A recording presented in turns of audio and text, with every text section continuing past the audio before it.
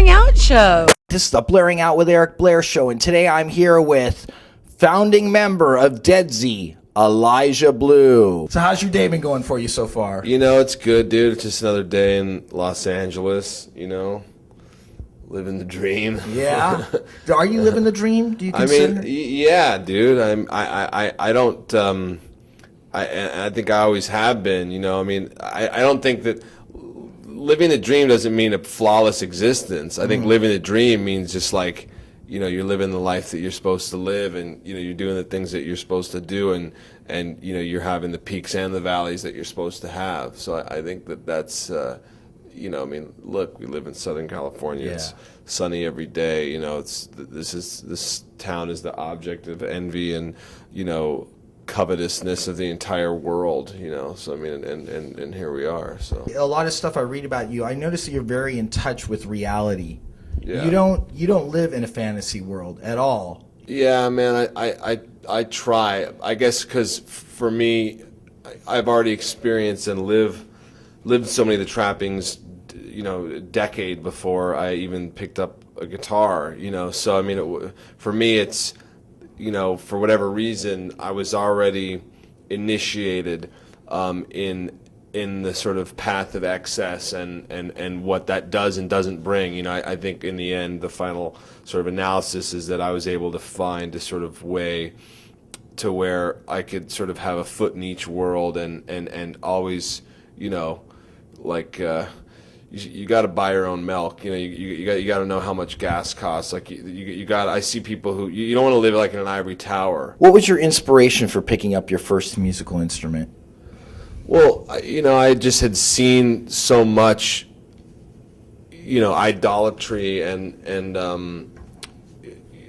I associated that with what I was supposed to do. It just all felt natural to do that. You know, that's what looked cool to me, is seeing, you know, someone with a guitar and all the sort of images of the 70s rock bands that, you know, first sort of I was exposed to early on. So, you know, I had a couple guitars in my possession. I didn't play them for years, and one day I just started playing them, and it just sort of came natural to me. I think that it wasn't because my parents or any of this other stuff that you would think, well, that's why, you know, I started playing guitar. I started playing guitar, and I was good at it, and I liked doing it, and I just continued to do it until eventually I found my own sort of style, you know. Your mother is Cher, yeah, and your father is Gregg Allman. Uh-huh. What did you learn about music from them? I don't know how much I learned about music from them. From my dad, you know, I just learned from a lot of watching the Allman Brothers play what it's like to experience greatness. You know, with my mom, it's more, you grow up in that way, so you're really exposed to culture and a lot of it. You know, and there's no real boundaries, and so it's good and it's bad. Being exposed to a lot of those environments, I'd say is the most influential thing that, you know, that growing up, you know, with two parents who are entertainers, provided me. What does the term undercore mean, and how does Deadsy reflect that in sound and look? Undercore to me is that same sort of thing that I guess you could call what the Stooges and the Velvet Underground were. It's not so much a style of music, but more like whatever the current complete edge of, you know, the musical boundary is, that place that is the eternal edge. It's, you know, it's there's always, whenever that edge gets sort of diluted and, you know, those things become mainstream, well then there's a new edge. You take your career into your own hands when you sort of do that, but that's what the Stooges did, that's what the Velvets did, that's what the Ramones did, so that's what I was going to do, you know. But right now, I guess what I'm into is like writing great songs, you know, at this very moment, like that's what I've sort of had the realization of. It's like, you know, what league do you want to play in? Or you want to be a successful band, or, you know, do you want to, you know, have songs that people will be listening to 100 years from now. Exactly. With doing the Deadsy records and just the whole experience, you know, has definitely made me see what my potentials are and, you know, what my plans are, and you know, I'm going to be making a solo record with what I'll be doing in music. I feel like I'm just getting sort of warmed up, and I feel like the sort of legacy of Deadsy in the last 10 years is a great way to sort of, come with a nice amount of credibility. How do you feel Phantasmagore differs from Commencement? I think it's a more straight kind of rock album. It's a little bit more up-tempo. It's just us sort of growing, better songs, I think all together, from start to finish. A little bit more depth in the sound, a little bit more, reverb, and a little bit more, there's a sterility to Commencement, which is good. It suits Commencement well, but this one, Phantasmagore, we got in a little bit more of textures. Tell me about the cover art. The concept for the cover was just something that was very stark and a nice statement. It says an idea, it says an attitude, it says, like, we don't give a fuck and we're gonna do shit our way till the end. Yeah. And so, I think that the cover's tough as nails. We took a first one, and it wasn't the right one, and then we, at the last second, found this girl on MySpace who was a fan of ours, who did all these weird little photo shoots of herself. At 3 a.m, all of us went up to her loft on wherever it was, on the corner of like Franklin and La Brea and Hollywood, and we took that shot against a black psych, against a black background, and then we went in and did sort of all the different coloring and turning the stuff white. We were inspired a lot by the Transformer album cover, obviously, which is probably I'm inspired by the covers that say.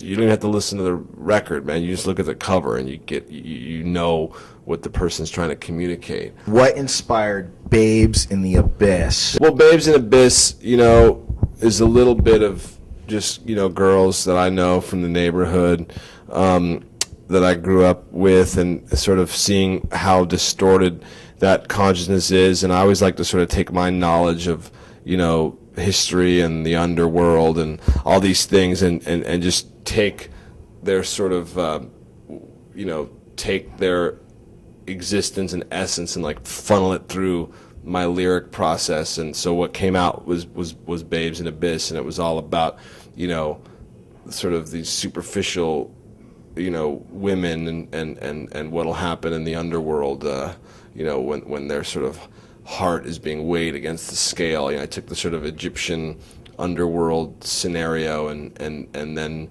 placed them in it, and the outcome is not good for them. So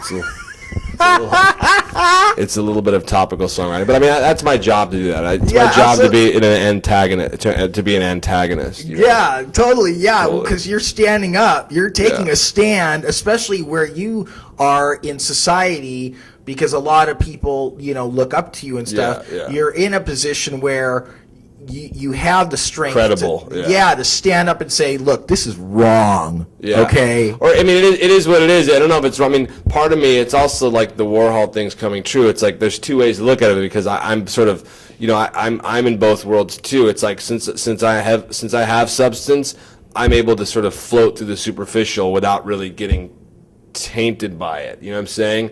Because I think that's part of life too, but not in the way where there's nothing. If there's nothing there beneath that, then it's like not cool.